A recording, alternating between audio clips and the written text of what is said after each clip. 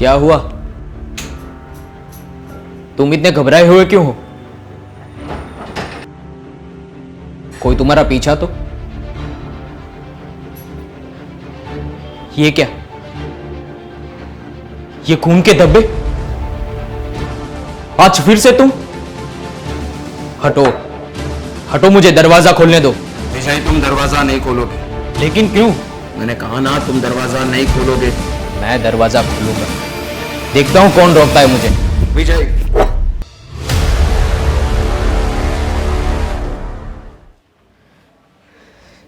शाबाश भारत, शाबाश। यही दिन देखना बाकी रह गया था। ये मौत का खेल तुम्हारे सर चढ़कर ऐसा तांडव कर रहा है कि आज तुम अपने और पराये का फर्क ही भूल गए और अपने ही भाई को छुरी से डराने निकले हो। लेकिन तुम एक बात भूल रहे हो भारत, तुम्हारा ये भाई जो बंदूकों से नहीं डरा, वो इस छुरी से क्या डरेगा? मुझे तुम्हारे साथ कोई बहस नहीं करनी है। मेहरबानी करके तुम अपना काम करो और मुझे अपना काम करने दो, उसी में हम दोनों की भलाई है। तुम और भलाई की बात कर रहे हो? तुम जिस रास्ते पर चल पड़े हो, उस रास्ते पर आज तक भला हुआ है किसी का? आए दिन खून खराबा, दर्दनाक चीखें, मौत का तांडव। कोई मां अपना बेटा खो देती है तो कोई बीवी अपना पति, कोई बहन अपने भाई की मौत पर आंसू बहाती है तो कोई बेटी अपने बाप की लाश को कंधा देने पर मजबूर हो जाती है। अभी भी वक्त है, सुधर जाओ और बंद कर दो ये खून की होली खेलना। इसी में हम दोनों की भलाई है। मैं तुमसे कह रहा हूं भारत। तुझे मेरी चिंता करने की कोई जरूरत नहीं। मैं अपना भला बुरा अच्छे से सोच सकता हूं। तुम कभी नहीं समझ सकते मेरे दिल पर क्या बीत रही है।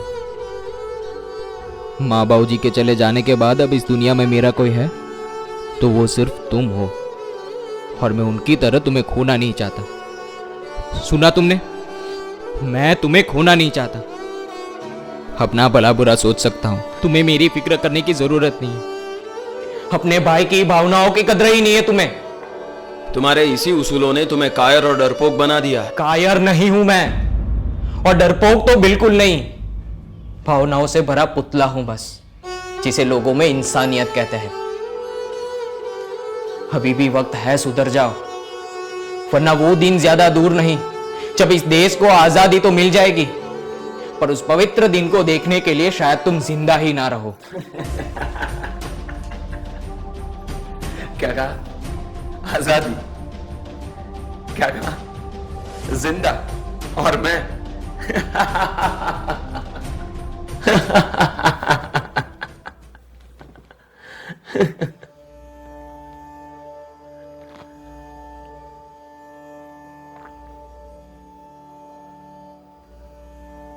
मेरी आत्मा तो उसी दिन मर गई थी जिस दिन मैंने माँ और बाबूजी को उन हरामी फिरंगियों के पैरों तले तड़प तड़प कर मरते देखा था।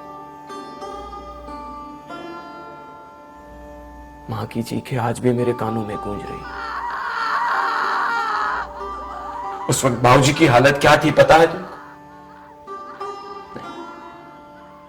तुम्हें नहीं पता, क्योंकि तुम वहां नहीं थे, मैं था। चारों तरफ साइमन गोबैक के नारों से पूरा आसमान गूंज उठा था। Simon commission! उस मोर्चे में बाबूजी की उंगली पकड़कर मैं भी साथ गया था। मोर्चे का जोर बढ़ता देख उन हरामी फिरंगियों ने लाठी चार्ज का हुक्म दे दिया और लगे सब पे लाठियां बरसा।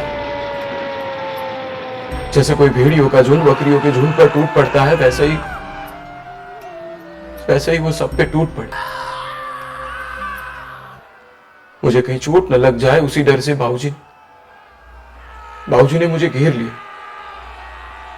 और इस मौके का फायदा उठाकर एक घुड़सवार फिरंगी पीछे से आया और बाबूजी के सर पे जोर से एक लाठी दे मारी। बाबूजी वहीं गिर पड़े। उनके सर से लेके पैर तक सारा खून बहने। मां ये देख के चिल्लाती हुई बाबूजी के पास आई और फूट फूट कर रोने लगी।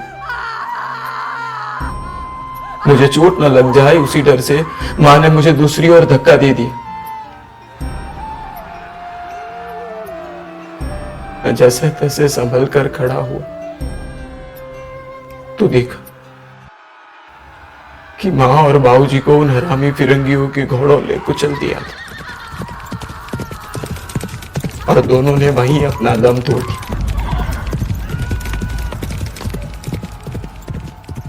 मैं बस लाचार होकर देखता रहा, बस देखता ही रहा। लेकिन अब मैं लाचार नहीं। जब तक उन एक एक फिरंगियों का खून नहीं बहाऊंगा तब तक मैं चैन से नहीं बैठूंगा, चाहे इसके लिए मुझे अपनी जान भी तो न देनी पड़े। यानी कि तुम बदला लेने की बात कर रहे हो। आखिर किस किस से बदला लोगे तुम? बदला नहीं जंग है ये। मजलूम और बेबस होकर बहुत ही जी लिए, अब नहीं। अब आगाज होगा इंसाफ की लड़ाई का। हमारे माँ बाबूजी जैसे कितने अनगिनत लोग अपनी जान गंवा बैठे, लेकिन उनके जुल्म कम नहीं हुए। अब नहीं, अब बस। अब अगर हमारा कोई मरेगा तो उनका भी मरेगा। बदलाव तभी आएगा, इंसाफ तभी मिलेगा, क्रांति तभी आएगी और आजादी भी तभी मिलेगी। और बाबूजी भी तो यही चाहते थे ना, देश की आजादी। बाबूजी क्या चाहते थे वो तुम्हें कुछ नहीं पता है, लेकिन तुम्हारी जानकारी के लिए तुम्हें इतना बता दूं कि बाबूजी खुद एक प्रखर अहिंसावादी थे। वो हमेशा कहा करते थे कि अहिंसा ही एकमात्र ऐसा शस्त्र है जो मैं दूसरे प्राणियों से भिन्न रखता है। निशस्त्र अहिंसा की शक्ति तुम्हारे इस तीर, तलवार और बंदूकों की शक्ति से कहीं ज्यादा श्रेष्ठ है। विजय, मैंने तुम्हें कितनी बार बताया कि तुम मुझे यह अहिंसा का पाठ मत पढ़ाया करो। बाबूजी अगर आज जिंदा होते तो वो भी तुम्हें यही समझाते। यहां तक कि हमारे शास्त्रों में भी यही लिखा है, अहिंसा परमो धर्म। हमारे शास्त्र तो ये भी कहते हैं, धर्मो रक्षति रक्षिता। ये मत भूलो कि रामायण और महाभारत भी हमारे शास्त्र में से एक है। लेकिन ये बात और है कि आप और आप जैसे कुछ लोग इन शास्त्रों से अधूरा ज्ञान लेते भी है और लोगों में बांटते भी है। अच्छा, तो अब हम अधूरा ज्ञानी हैं, तो तुम बताओ क्या है पूरा ज्ञान? यही कि जिसने आपको यह अहिंसा परमो धर्म का ज्ञान पढ़ाया है वो अधूरा है। अहिंसा परमो धर्म, धर्म अहिंसा तदेव च। अर्थात अहिंसा मनुष्य का परम धर्म है, लेकिन धर्म की रक्षा करने के लिए की गई हिंसा उससे भी उचित है। हमारे शास्त्र रामायण और महाभारत भी हमें यही सिखाते हैं। अगर सुलह करने के लिए अपनाए गए हर रास्ते पर सामने से दरवाजा बंद हो जाए तो धर्म की रक्षा और पुनर्स्थापना के लिए हिंसा करनी उचित है।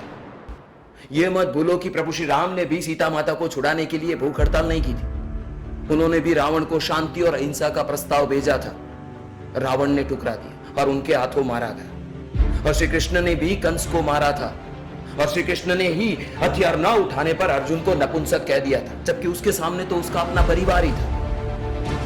लेकिन ये बात और है कि आप और आप जैसे कुछ लोग इन शास्त्रों के ज्ञान को अपनी मनमानी करने के लिए तोड़ मरोड़ कर दुरुपयोग करते हैं और पूरी नस्ल को कायर बनाने में लगे। अगर यही हाल रहा तो आने वाली नस्ल भी कायर बन जाएगी। पर भारत गांधी जी ने तो यह भी कहा है, अगर कोई तुम्हारे एक गाल पर, अगर आप अहिंसा का नकाब पहनकर मन में हिंसा का भाव रखते हो तो हिंसा ही सही। गांधी जी ने तो यह भी कहा है। पर उन्होंने तो। अब छोड़ भाई, तुम मेरी बात नहीं समझ सकता और मैं तुम्हारी। बेहतर रहेगा कि हम अपने अपने रास्ते पर चलें। भले ही हमारे रास्ते अलग हो, लेकिन हमारी मंजिल एक है, आजादी।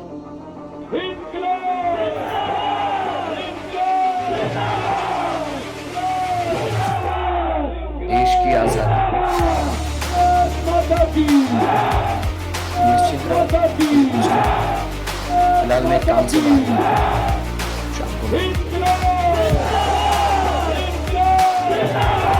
अपना ख्याल रखना। वंदे मातरम। वंदे मातरम।